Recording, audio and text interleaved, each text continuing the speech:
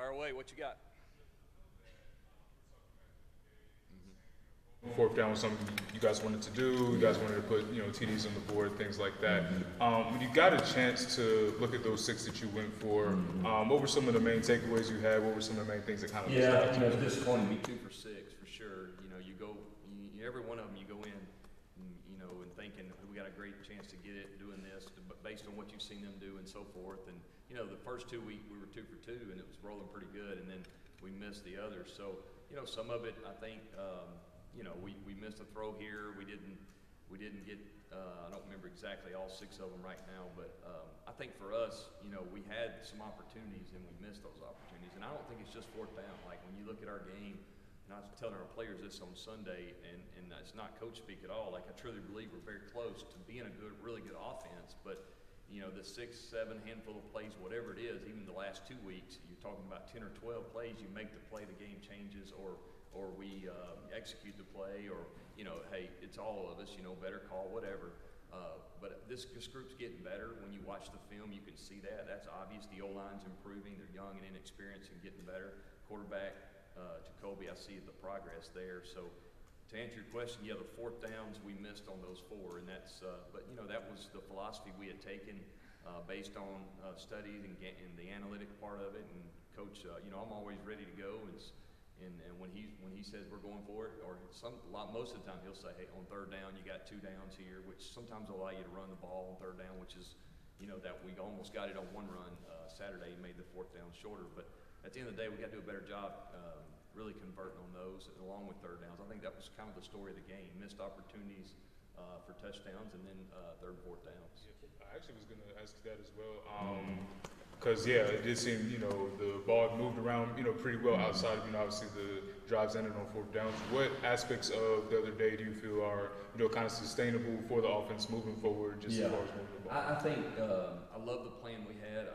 Going back and looking at, you look at it as a coach 5 or 6 times, and the things that we were running, the things that we had prepared, I thought it was a really good opportunity for us to run the football. Last year, if you remember, we played those guys. We didn't run it very good against them. We threw for some yards and had a punt return, and they do a really good job on defense. They try to outnumber you in the box, and I thought we did a much better job of handling that. And we had some misses every now and then on first down that put us behind the sticks, but really overall, I love what we had planned. I think at the end of the day, when you play a pretty good team like Pitt is, you better every opportunity you make. Right now for us, we have to make those plays.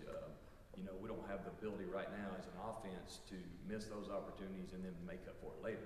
Because you only get so many. So, and really, I think that's across college football all over the country. I mean, the parity I think is more than it's ever been. And when you get opportunities to make plays, you got to do it. And then I think, too, as coaches, we got to make sure we're doing a great job of putting them in the best position possible. And, there's 4 or 5 plays that I wish I'd have done something a little different, but that's always. I mean, that's going to happen every game, and I understand that. But the guys are really, really, the attitude's great. The guys are busting their tails trying to make plays and get better. But we got to seize those opportunities when we get them. Chip, I was going to ask you, you were just talking about the third down.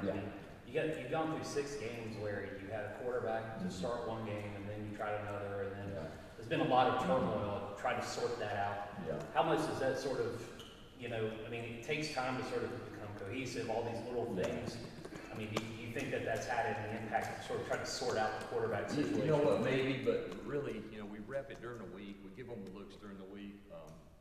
At the end of the day, I think it comes down to each play, like they'll play cover 3, let's just say, verse 1 play. Well, then that play looks this way. Then it's man the next look, and it's this way, and quarter is the next, and then 6. And so getting the reps of all the different looks, I think for a quarterback is important. And an inexperienced quarterback, a lot of times, they haven't seen all that. They don't have that library in their head, of hey, 4 verticals versus cover 2. This is what I'm thinking. 4 verticals versus cover 3. I'm thinking this. And that's really elementary, an example. But I think the more he plays, the more he gets comfortable with all the different concepts, that go along with it. And then third down's its own animal because now you're adding pressures, right? You're adding, they're a 4-down team, but on third downs they like to get in odd. Now I've got to make sure I got the protection right. I mean, there's a lot that goes on up there between the center and the quarterback and the running back. So I think the more he plays, the better he has gotten, and he's shown that. And again, at the end of the day, if you make some of the plays that we have the opportunity to make, maybe you're not in those third longs. You know, you want third down to be 4 to 6, and you got a higher percentage or better chance anyway to convert. How much did you use analytics when you were at Troy? You know, I did use it there. You know, as a head coach, I was kind of new then, a little bit, not new, but newer. In other words, we signed up for that service while I was the head coach there, and I can't sit there and tell you that I did exactly what they said every time. I think there's a human element to it, but you know, it's something that I think if you really research it and study it, it does make sense. And you see guys across the country using it. At the end of the day, we had our opportunities convert and didn't. You know, we had the 4th and short at the end. I feel like we had a great opportunity. I didn't like the spot as any offensive coordinator wouldn't, but I really didn't like the spot to play before, if I'm being honest. But anyway, you know, you get the ball there, and I think 28 will tell you you know, we got to get that first down, and then you know, I think you know, a couple of the throws we just were a little bit off here and there, and you know, that's what gets when you go to 4th down. There's risk and reward with it, and you know, I think we got to do a better job just converting. Max says a lot of this stuff is determined on by Thursday. You kind of have a really good idea if you're going to use the analytics or not in those situations. But how often do you find yourself in the moment thinking, you know what, I've got to go with the gut here and not the analytics, and you got a very short period of time. What is that process like going through that? Yeah, well, Coach does a great job. He'll tell you in 3rd down, hey, this is 4 down territory, and 3 or less, 4 or less, or whatever, based on the analytics. So you got an idea before the 3rd down, usually what it's going to be, you know. And then it goes back to what was our 3rd down call plan, what fits versus what they show, and then, hey, yeah, I can run it here because I know we're going for it on 4th down anyway. I think last year we did a really good job of that at times where we would actually just get the 1st down when we were running the ball because they were looking at throwing. So to answer your question, for me, it happens fast. It's not as much of a gut feeling as I'm reacting to what coaches kind of determined that we're going to do. And it's done ahead of time. I mean, in those analytics, people that we deal with, they do a great job. They'll analyze both teams before the game, and it's a book you get every week, and it changes. It's not just one standard deal all the time, like a 2-point chart or anything like that. And so I think when you look at analytics, we used to not have that when I played and first started coaching.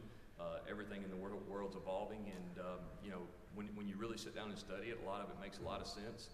I do think there's some human element to it, and the head coach makes that decision, and then we got to try to execute it. And really, that's kind of, you know, if we were 5 for 6, maybe we win the game. Instead, we were 2 for 6, and so I think every decision I was on board with for sure, and you know, we got to figure out how to execute it. When did that start become in the bone, the 4th down play, go for it? Is there any coach that you know that's kind of credited with? You know, not really. It's hard to say. When I was at Troy, I was in 19-ish, 20, probably 19. I think that's when it became, in my mind, probably a little more common, I would say. You know, there's been some guys over the years. I remember growing up, Steve Spurrier was one of those guys that did that, you know, and you know, I think he went for a 4th and like 15 one time. I was watching, I was a kid or a high school coach then, and converted it, and everybody thought, wow, that's unbelievable. If it's incomplete, you know, everybody thinks he's not real smart, but he throws it for a touchdown. Danny Warfel, I think.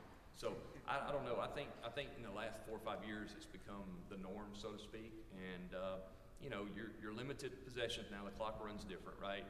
Teams are playing faster, and then some teams try to limit your snaps, so you want to take advantage. I think there's a lot of strategy that goes in it. A lot of it based on who you're playing and how your team's set up.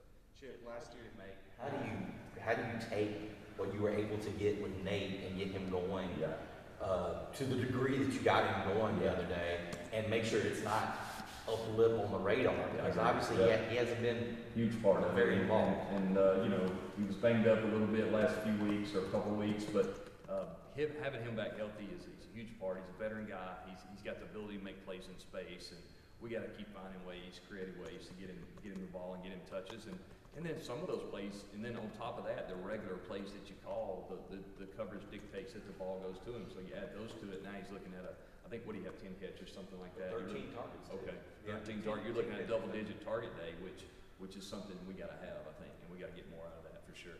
Chip, last year you guys are able to have a lot of success against Georgia Tech, scoring 42 points. But Coach Brown was saying that the statistics have shown that they've improved a lot this season, only allowing 19 points per game. Yeah. What is it that they're doing that is behind that? Well, they got a new defensive coordinator, Tyler Santucci. He was over at Duke, so very familiar with him. Great guy, know him pretty good, and he does a great job of really trying to take away what you do well. And when he was at Duke, they did a good job of that. We had the double overtime game here last year. This is a different defense, I think, than what they had before. Schematically a little different too in coverage, but also just they've got a lot of new personnel. I think they only have maybe, I read 2 starters coming back, 3 starters, I think, 1 at each level. So they got fresh faces in there. They got some transfers. They got kind of a new approach. You know, sometimes when a new coordinator comes in, just a new philosophy, a new approach. And what I see them doing is playing extremely hard and fast, and they're gonna play. They're gonna pull the trigger and be there. You know, we got to do a great job of keeping them at bay a little bit. But tough defense to prepare for. Good defense, similar to last week. Do a lot of. They're going to try to muddy it up for you. Have you had maybe any extra conversations with Nate, knowing this might be an emotional weekend for him? No, not yet, for sure. It's too early. How did your high school coaching career in Georgia impact your college career? Yeah, you know, I think anytime you're a high school coach, you're, you know, you really do it, and the players are at that age where I think you can make the most impact on those guys. They're what, 14 to 18 years old. You see them in a different time of their life than we do here in college. So, you know, all I ever wanted to be was a high school coach from the beginning. I never dreamed of being able to do what I do now. So that was something that I think I did it for 14 or 15 years, and I think it you know, from the standpoint of having a relationship with your players and making sure that's the number one thing. And today, I think that's more important than ever. I think that's a huge advantage.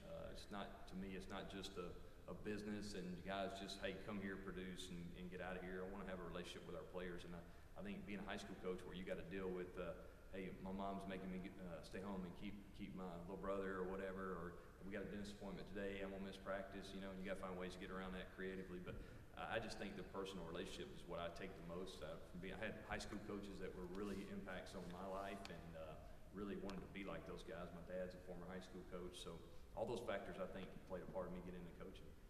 Chip, you guys have played 2 ACC games, and you have not scored a point in the fourth quarter of those 2 games. Obviously, I know they're different entities, but what would you say are some of the reasons that have handcuffed you there? I think some of them are self-inflicted. I think we have you know, had a penalty here or there. We've you know, missed a throw, dropped the ball.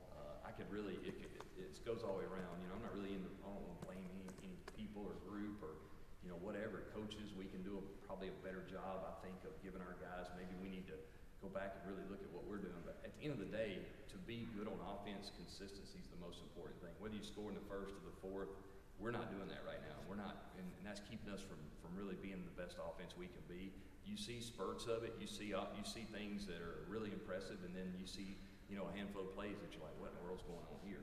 And some of that goes back to communication between the O-line, the quarterback, or in the run scheme, where the ID is on the mic and so forth. So we've got to figure ways we can limit those. I think those are the things that are holding us back when you look at both of them. I think we've played 2 solid defenses as well. They're going to make you earn it. But you're right, the second half has got to be, we got to do a better job as a staff of getting these guys in the second half some more opportunities to score. And, you know, the game's faster than it's ever been from the standpoint you don't get as many series as you used to. So we got to make them count. And that's what we're not doing right now. Jacoby has been long on a lot of the deep balls. But how much time does it take for a guy in his situation to kind of work that out to get more accurate on those things, especially with the arm that he has? Yeah, no, that's a good question. I think there is an element of getting that feeling, that rhythm, that timing with the wideouts. I think that Jacoby, if you really look, he's got the ability to throw the ball, you know, the length of the field, the width of the field, and reach out and touch people from different parts. But I think, you know, some of the things that go into that are, you know, we got to make sure, hey, our feet are set on time, the ball's out on time. If you're late now the coverage is, you know, a little tougher and so forth. And I think it's like I said earlier, it's all of us doing a better job every play. It takes 11 guys, and you know, the throw's off, but maybe the route wasn't the right depth, or maybe he had pressure or a guy in his face. I know a couple of those times happen. So as a unit, though, it comes down to execute. And I do think he's made a lot of progress with our receivers, getting that continuity going like you're asking about. But I think there's still some left out there that we can improve on that. Is that one of the hardest things for a quarterback to I think so, get down? And if he gets to a point where he starts hitting on those, how much does that change what you guys are? The game. If we hit, you know, 3 of those balls the other day, not all his fault obviously, but if we hit those balls, I think we win the game. Now you you say that, maybe they come back and score, who knows? But my point is like we are missing opportunities, and that's what I really wanted to tell our offense on Sunday. And I showed them. I said, guys, if you look at this thing in reality, I said, because I'm not going to tell you something that's not true. Like you're probably 12 to 15 plays from at least being 5-1 and maybe 6-0. Now that doesn't do you any good. We're 3-3. You are what your record is. But the reality is, if we fix these things, we have a better opportunity. The odds are in our favor to win, and that's the truth. We're not that far off. I believe that. I believe in our players. I believe in this team, and I think if we'll get some of that stuff cleaned up, then I think we can finish this thing the right way because we still got half the season left, and that's the reality of it. Chip, it looked like you worked in the QB draw, the design QB draw a couple times, and to nice success, I think, on all three of them that you ran. Yeah. Is that one of those wrinkles that because Jacoby is starting to gain some more experience, you're able to add that to his plate? I mean, are these the type of things you're trying to add to his play? I think so. I think the more confidence your quarterback has, and I think some of it is dictated by the look you get too. In those formations, we were getting a look where if they did what we thought, that would be a good call. But it was a good thing for him because the timing of it, he timed it up great. A lot of times quarterbacks, they'll rush through it. They don't give the O-line the time to set, the D-line time to get in their rush lanes. They'll rush it sometimes, right? And it's muddy. He did a great job of being really patient. I think on both of them, maybe the third down and short one, maybe a hair fast. But, what I've seen him, the more confident he's gotten, the more comfortable he's gotten with, like you said, the whole full playbook. And I think that's something that he's a sneaky good athlete, I would say. That's the way I would say it. He makes plays on the perimeter. He can throw on the move. And he did a nice job there, running the football. And, I think he's also, we got to make sure we protect him and he takes care of himself when he's out on the perimeter, gets down on the ground some. I think that's, we went through that last year, right, with Drake. So, right, hey, get down, man, go out of bounds. And I think we got to do the same with Jacoby. Do you have any plays with him under center? Because I don't know that we've seen any, have we? Yeah, we had one yesterday. We flipped it. Remember that? We broke the bubble and flipped it. Yeah, we've got a few of those for sure. Again, how many plays can you practice? How many plays can you carry? Do they fit that week? I mean, there's a lot that goes into it. And I think, too, he's not played under center a whole lot, but he's doing a good job when we do it here. And we definitely got a few that we want to get snapped under center.